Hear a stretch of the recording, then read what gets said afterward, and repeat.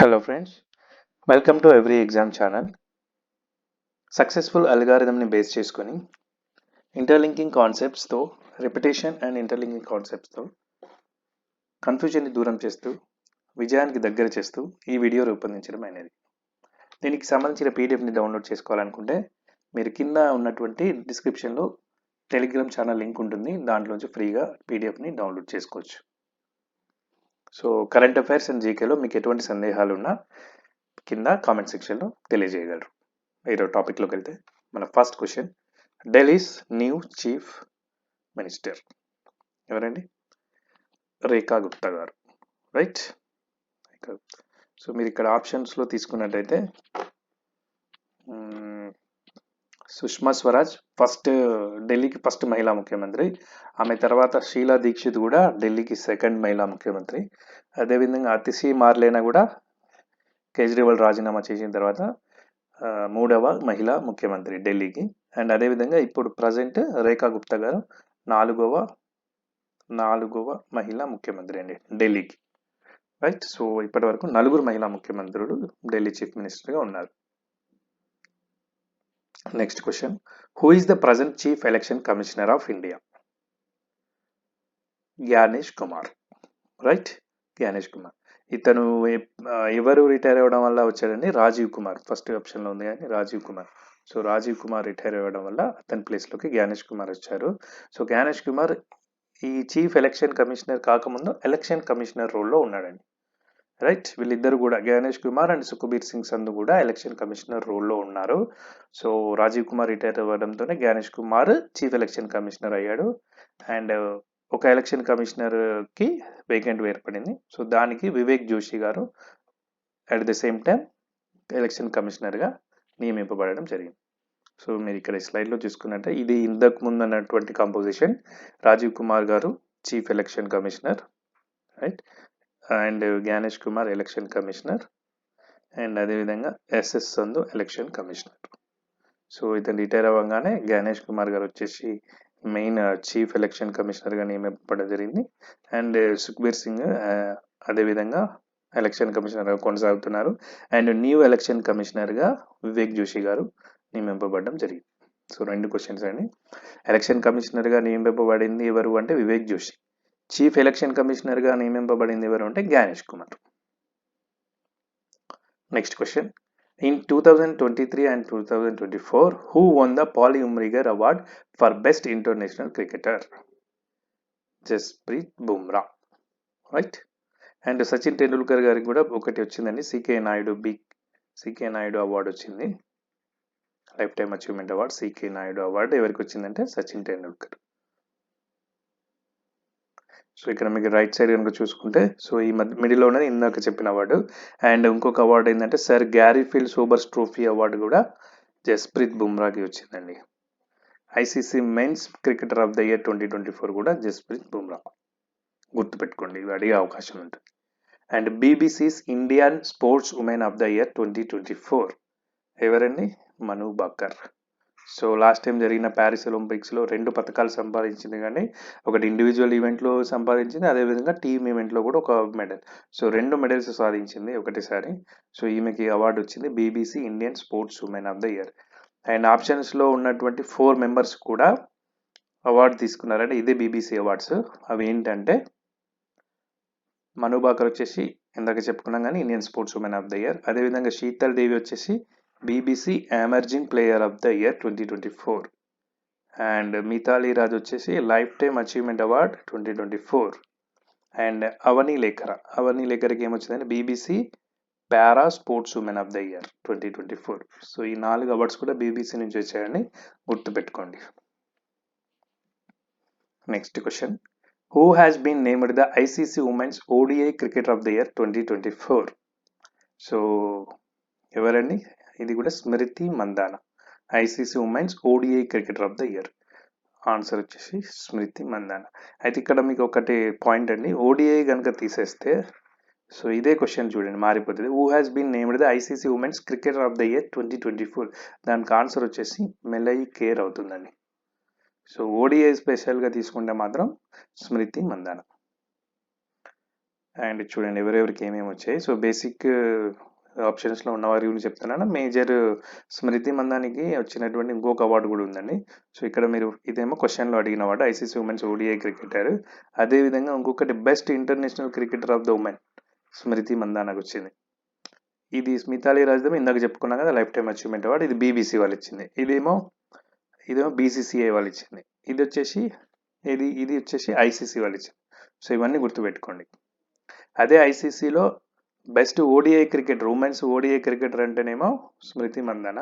అదే ఐసీసీలో best ICC woman cricketer of the year 2024 అంటే మాత్రం Amelia Kerr.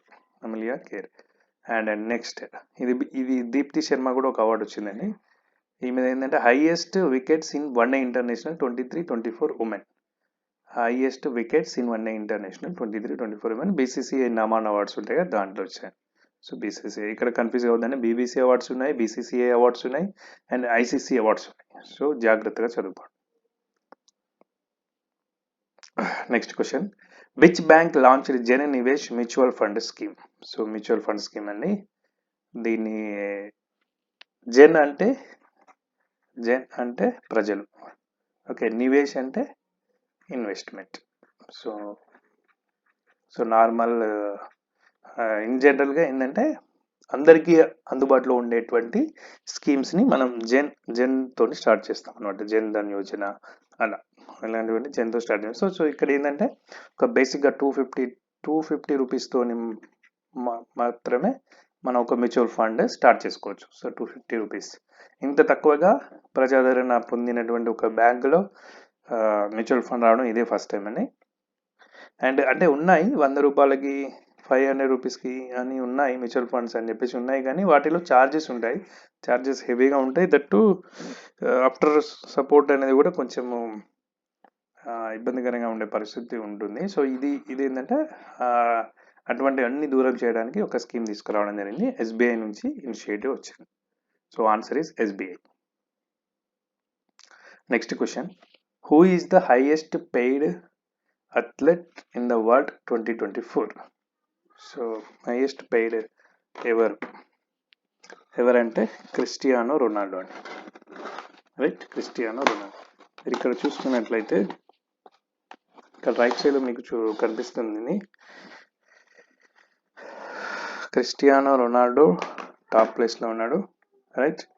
And Jon Rahm second ప్లేస్లో ఉన్నాడు, Lionel Messi third place, and LeBron James fourth place.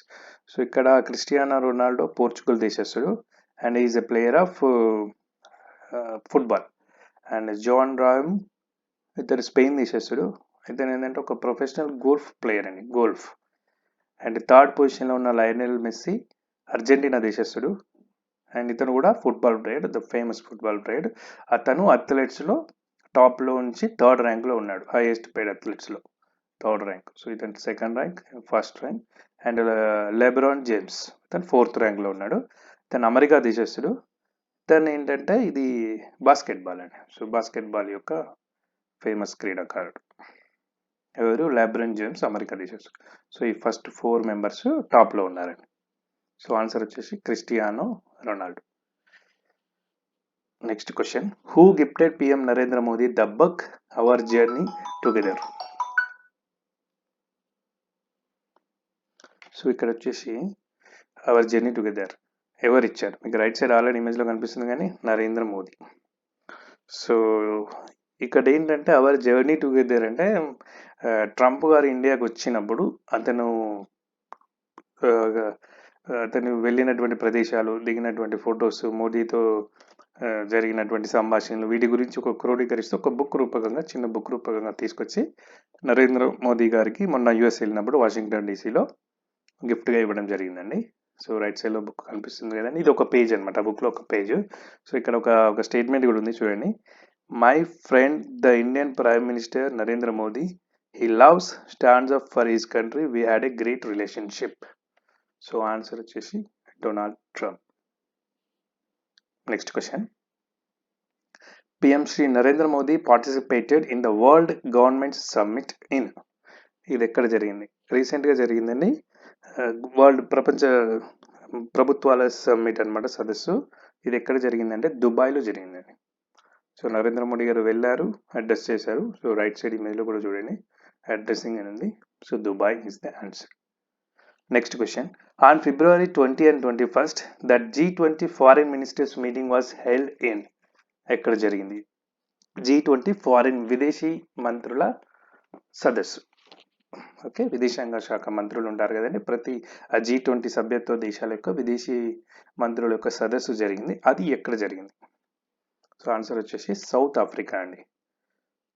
Right, జోహన్నెస్బర్గ్లో జరిగిందండి.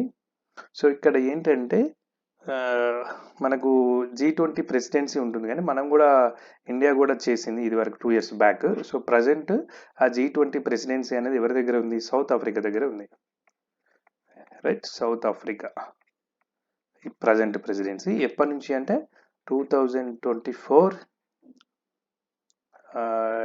December 1 నుంచి 2025 November 30 వరకు.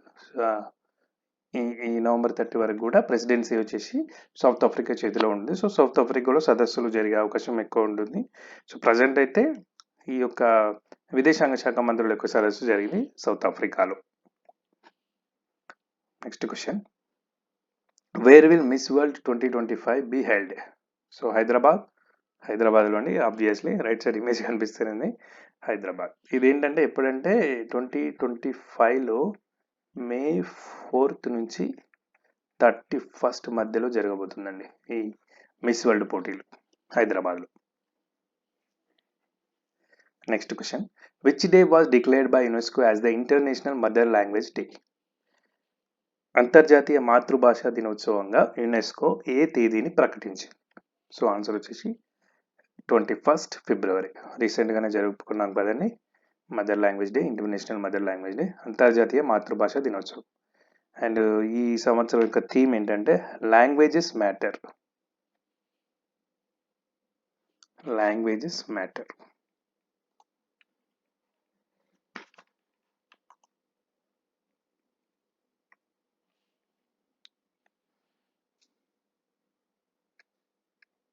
Languages matter and silver Jubilee celebrations of international mother language day.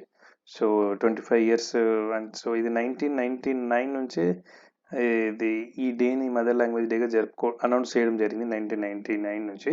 So 2000 నుంచి జరుపుకుంటుంటున్నాం. So silver Jubilee years కాబట్టి, అంటే 25 years అయింది కాబట్టి, సో సిల్వర్ జూబ్లీ సందర్భంగా ఒక థీమ్ అండి ఏంటంటే silver Jubilee celebration of international mother language day.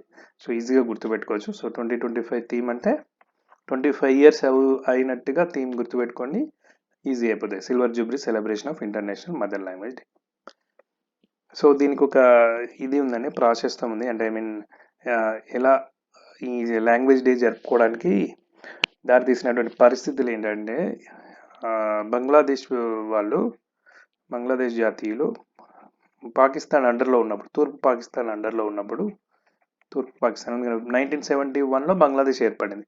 So Bangladesh 1971లో ఏర్పడక ముందు పాకిస్తాన్ కిందనే ఉండింది, తూర్పు పాకిస్తాన్ లాగా ఉండింది అనమాట. సో ఆ తూర్పు పాకిస్తాన్లో ఉన్నప్పుడు బంగ్లా భాషకి సరైన ప్రాధాన్యత దక్కట్లేదు అండ్ ఉర్దూని రుద్దుతున్నారు అని చెప్పేసి వాళ్ళు ఒక ఉద్యమం లాగా తీసుకొచ్చారండి. చాలామంది అమరులయ్యారు కూడా ఆ ఉద్యమంలో. సో వాళ్ళు ఎప్పుడైతే ఆ ఉద్యమం చేశారో ఆ ఒక్క డేని సిగ్నిఫికెంట్గా తీసుకొని February 21 యునెస్కో అంతర్జాతీయ మదర్ లాంగ్వేజ్ డేగా చెప్పిందండి, ప్రాముఖ్యతను తెలియజేయడం జరిగింది. సో ఇది.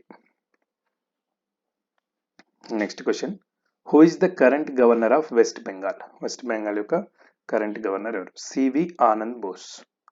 సో రైట్ సైడ్లో చూస్తున్నాం కానీ సివి ఆనంద్ బోస్. అండ్ ఆప్షన్స్లో ఉన్న మిగతా వాళ్ళని కూడా చూద్దాం. పిఎస్ శ్రీధరన్ పిల్లై వచ్చేసి ఇది గోవా అండి, గోవా యొక్క గవర్నర్. కరెంట్ గోవా యొక్క గవర్నర్ ఎవరంటే పిఎస్ శ్రీధరన్ పిల్లై.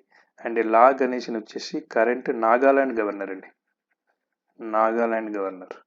అండ్ అదేవిధంగా తవర్ చంద్ గెహ్లాట్ వచ్చేసి ప్రజెంట్ కర్ణాటక గవర్నర్. సో గుర్తుపెట్టుకోండి. Next question, in collaboration with SEBI, national securities depository and central depository services have launched. So SEBI collaboration తోటి NSDL మరియు CSDL కలిసి ఒకటి లాంచ్ చేసేయండి. ఏం లాంచ్ చేసాయని అడుగుతున్నాయి. ఇది యూనిఫైడ్ ఇన్వెస్టర్ అనే ఒక యాప్ని లాంచ్ చేసేయండి. యూనిఫైడ్ ఇన్వెస్టర్ అంటే ఇది ఎందుకంటే యాక్చువల్గా ఇప్పుడు సిడిఎస్ఎల్ కానీ ఎన్ఎస్డిఎల్ కానీ ఇవి రెండు కూడా డిపాజిటరీస్ అండి. అంటే మన యొక్క షేర్లు ఇండివిజువల్ స్టాక్ హోల్డర్స్ యొక్క షేర్స్ని డిమెటీరియల్ ఫామ్లో ఉంచుకుంటాం, కానీ ఎలక్ట్రానిక్ ఫామ్లో ఉన్నటువంటి షేర్లను డిమెటీరియలైజేషన్ అంటారు కదా, డిమాట్ ఫామ్. సో అలా చేసినప్పుడు ఆ షేర్స్ అనేటువంటి ఎక్కడ ఉంటాయంటే సిడిఎస్ఎల్ కానీ ఎన్ఎస్డిఎల్ కానీ భద్రపరుస్తూ ఉంటాయి. సో ఒక్కొక్క డిపాజిటరీ పార్టిసిపెంట్కి ఒక్కొక్క ఈ సెక్యూరిటీస్ టైఅప్ ఉంటుందండి. So for example in case మనం కనుక ఐసిఐసిఐ తీసుకున్నాం అనుకోండి, ఐసిఐసిఐ కానీ కోటెక్ కానీ వీళ్ళ డిపాజిటరీ పార్టిసిపెంట్గా తీసుకుని దీంట్లో కనుక షేర్ హోల్డర్స్ ఉండి ఈ యొక్క ఇందులో కనుక లావాదేవీలు చేస్తూ షేర్స్ కొంటూ అమ్ముతున్నారు అనుకోండి, దీనికి టైఅప్ అయి ఉన్నటువంటి సంస్థ ఏంటంటే ఎన్ఎస్డిఎల్. సో ఈ యొక్క కస్టమర్స్కి సంబంధించిన షేర్స్ అన్ని కూడా ఎన్ఎస్డిఎల్లో ఉంటాయి. అదేవిధంగా ఫర్ ఎగ్జాంపుల్ జెరోదా తీసుకున్నాం అనుకోండి, సో జెరోదాకి సంబంధించిన షేర్స్ అన్ని కూడా వాళ్ళ కస్టమర్స్ యొక్క షేర్స్ అన్ని కూడా సిడిఎస్ఎల్లో ఉంటాయి. సో ఫర్ ఎగ్జాంపుల్ ఒకటే ఇండివిజువల్ కస్టమర్కి జెరోదాలో కూడా ట్రాన్సాక్షన్ చేస్తూ అట్ ద సేమ్ టైం ఐసిఐసిఐలో కూడా చేస్తున్నాడు అనుకోండి, సో అప్పుడు ఏమవుతుంది, అతని యొక్క కొన్ని షేర్లు వచ్చేసి ఎన్ఎస్డిఎల్లో ఉంటాయి, అదేవిధంగా కొన్ని షేర్లు వచ్చేసి సిఎస్డిఎల్లో ఉంటాయి, సిడిఎస్ఎల్లో ఉంటాయి. సో ఈ రెండింటిని కూడా ఒకటే ప్లాట్ఫామ్ మీద ఒకటే టైంలో ఒకే ప్యాన్ ఉన్నటువంటి వ్యక్తి చూసుకునే విధంగా ఒక యాప్ని డెవలప్ చేయడం జరిగింది. అదే unified investor app. Next question, who is the current SEBI chief? Security exchange board of India యొక్క చీఫ్ ఎవరంటే మాధవి పూరి బక్.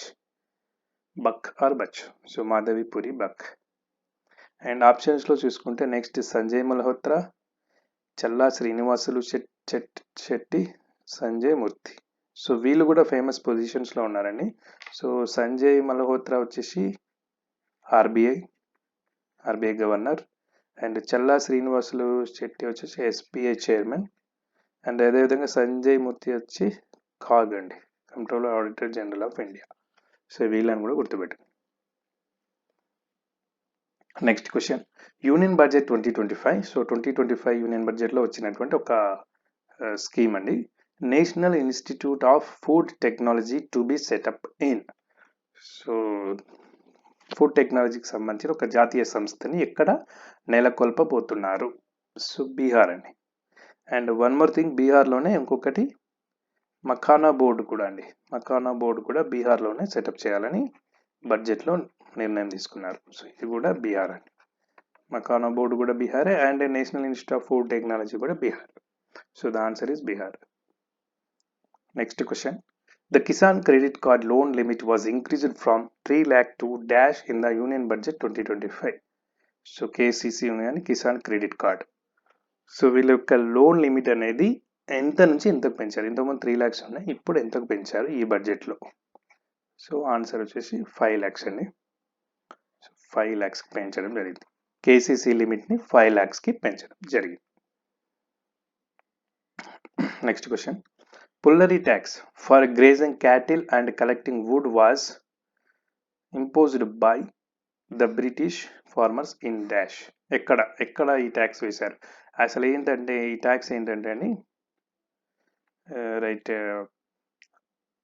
గ్రేజింగ్ క్యాటిల్, సో పశువులు మేపుకున్నా కూడా అండ్ అడవి నుంచి వంట చెరకు తీసుకున్నా కూడా దీనికి కూడా ట్యాక్స్ వేయడం జరిగిందండి. సో అటువంటి ట్యాక్స్నే పుల్లరీ ట్యాక్స్ అంటారు. సో దీనికి ఎక్కడ వేసానంటే ఇది ఆంధ్రప్రదేశ్లో అండి. సో గుంటూరు ఆ ఏరియాలో వేయడం జరిగిందండి.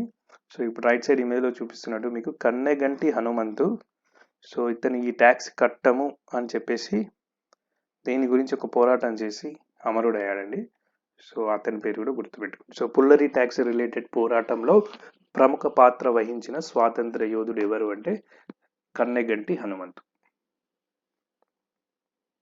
Next question, Budapest convention is the first international treaty seeking to address. So ఒకటి జరిగిందండి బుడాపెస్ట్ కన్వెన్షన్, ఎప్పుడంటే 2000 ఇయర్లో జరిగింది.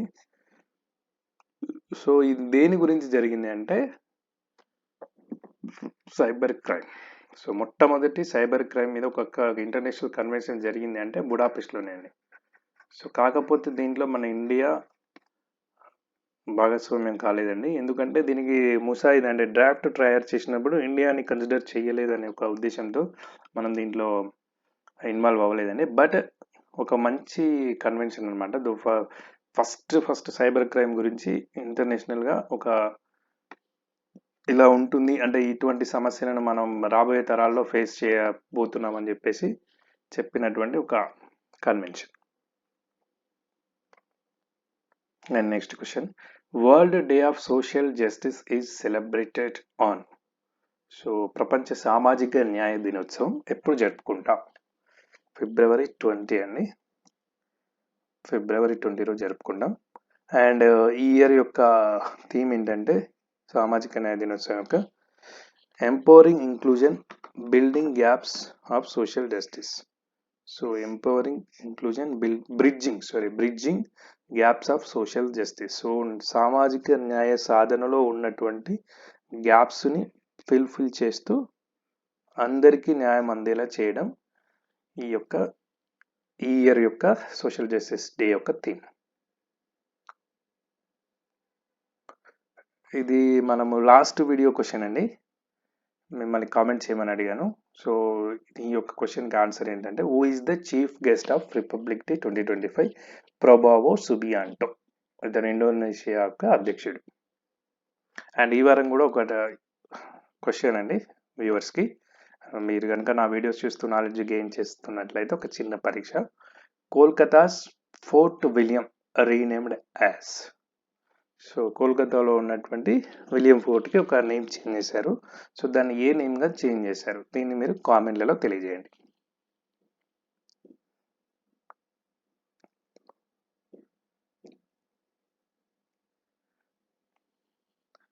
థ్యాంక్ యూ అండి. అండ్ మీకు కనుక ఈ వీడియో నచ్చినట్లయితే లైక్ చేయండి. అదేవిధంగా ఇలాంటి మరెన్నో మంచి వీడియోస్ కోసం సబ్స్క్రైబ్ చేయండి. Thank you.